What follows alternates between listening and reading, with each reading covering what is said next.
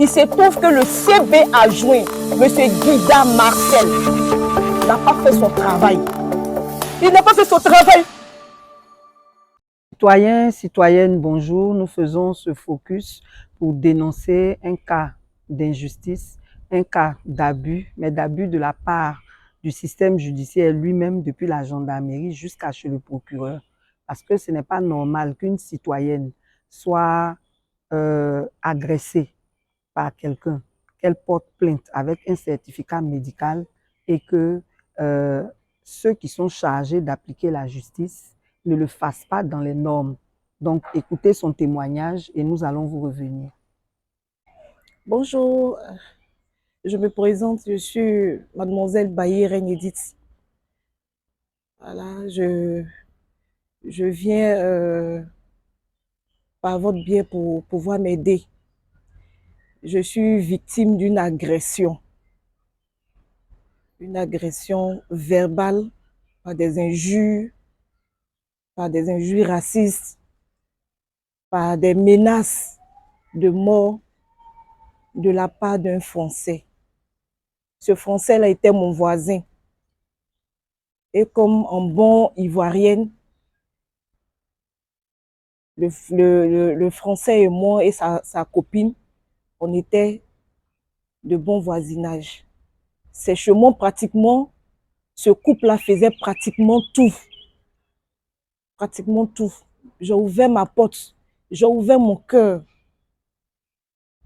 Jusqu'à ce que, un jour, ce blanc-là, ce Français-là, vient me voir pour un prêt de 36 000. La première fois, j'ai rendu le service. La seconde fois, quand il est revenu, je lui ai dit que je ne pouvais pas.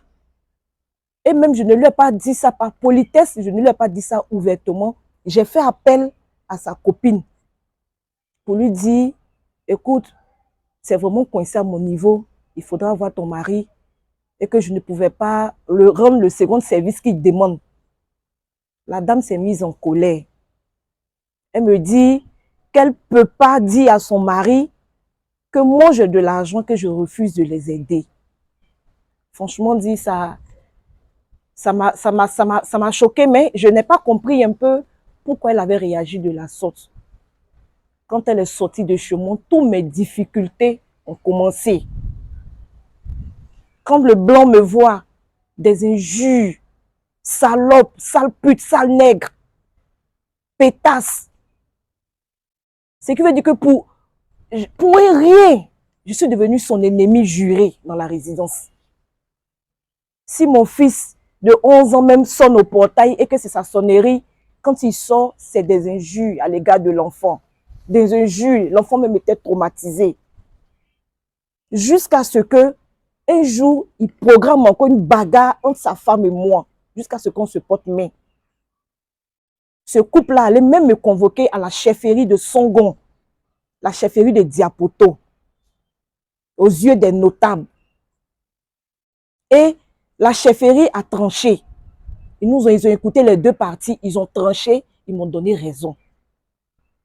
Quand ils m'ont donné raison, ce blanc-là n'a pas apprécié pourquoi la chefferie m'a donné raison. Lui et sa femme, ils se sont, je sais pas comment je vais vous dire, je vais vous expliquer, mais ils se sont organisés, ils ont prémédité même comment ils vont se venger de moi. Jusqu'à ce que le dimanche 13 août, dans la résidence, il n'y avait pratiquement personne. Il n'y avait pratiquement personne. J'avais reçu de la visite et je partais accompagner mon visiteur. Ils ont commencé même le blanc même a commencé même encore ses injures. Il a fallu l'intervention du visiteur pour que l'affaire se calme. Quand ils ont vu que le visiteur est parti, ils se sont mis ensemble et ils m'ont attaqué. Les blessures que vous allez voir, c'est ce qu'ils m'ont fait. Et je cours, je vais vers nos autorités, à la gendarmerie de Songon. Précisément, celui qui a le dossier à main s'appelle Guida Marcel. Le CB Guida Marcel. C'est lui qui avait le dossier en main. Et quand ils m'ont agressé, ils ont fait appel à un de leurs connaissances qui est sergent. Ce sergent est venu, même quand il est arrivé, même ce soir-là, il a commencé pour dire qu'il est sergent, il a commencé à faire ses éloges. Moi, je ne me suis pas occupée de ça. Le lendemain, je suis allée à la gendarmerie de Songon. À ma grande surprise, celui qui a mon dossier en main a la connaissance de ce sergent. Et je le dis dans cette vidéo, le CB a été soudoyé. Il a été soudoyé. Quand je suis arrivée, il nous a écouté tout et tout. Et le CB me dit que s'il doit arrêter, avec tous ces blessures que vous voyez, avec mes instruments de travail qu'ils ont bousillés, le CB me dit en face que s'il doit arrêter quelqu'un, c'est nous trois qui doit enfermer. Et j'ai dit au CB que je suis partante, que la justice soit faite. Si c'est ce que son travail lui demande, c'est ce que la loi lui demande, que la loi là soit appliquée. Le CB n'a pas pu nous garder. Il nous a donné rendez-vous pour le jeudi. Quand nous sommes arrivés, c'était les mêmes choses. C'était les mêmes choses. Et le CB a le courage de me dire qu'eux aussi, ils ont porté plainte contre moi et que ce blanc-là, il est venu lui dire à lui que moi, je l'ai mordu. Vraiment, il n'y a pas de justice dans notre pays. Il n'y a pas de justice.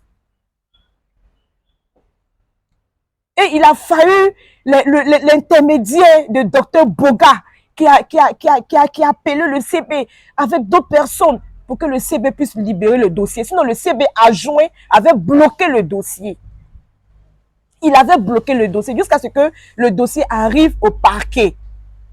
Hier, lundi 4 septembre, j'arrive au parquet, par la grâce de Dieu, j'arrive à croiser le procureur Yao Kanga.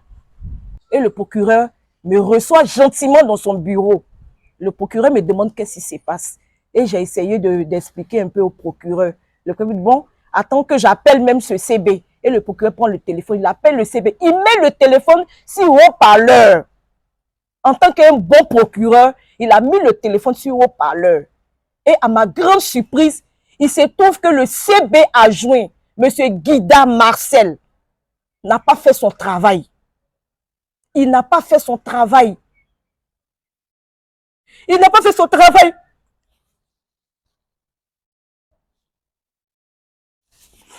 Il a eu même à dire au CB, au procureur, que tous ceux qui ont témoigné disent que le blanc n'était pas armé. Le blanc n'avait pas de couteau. C'est le CB adjoint qui disait ça au procureur.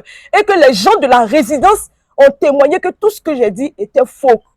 Pendant que son témoignage était un témoignage de mensonge. Ceux qui sont venus pour témoigner, le CB adjoint ne les a pas reçus. Il disait qu'il était préoccupé par son travail. Il va, il vient. C'est-à-dire qu'il ne s'est même pas occupé des différents témoins. Et le témoin clé qui était mon visiteur, mais qui était venu me voir, le CB adjoint ne l'a pas interviewé. Il ne l'a pas interrogé. Il n'a pas interrogé le témoin clé, mais qui était là. Je vous en supplie, les autorités. Moi, je n'ai pas de sergent pour me défendre. J'ai que les vraies autorités. Dans nos gendarmeries, il y a des gens qui sont soudoyés, qui éteignent les dossiers. Je veux que mon dossier là soit suivi et que la procédure reprenne à zéro avec les différents témoins. Et je veux qu'on retire ce dossier-là dans la main du CB adjoint M. Guida Marcel. Je veux que la procédure se reprenne à zéro parce que tout est mensonge de la part de ce CB. Je vous remercie. Citoyens, citoyennes, vous avez entendu le témoignage de notre sœur Reine Baye. Et vous voyez bien qu'il y a un problème de justice dans notre pays. Nous en parlons tous les jours.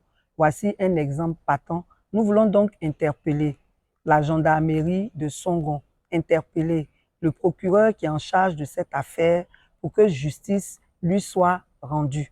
J'espère vous revenir pour vous donner une meilleure suite de cette affaire.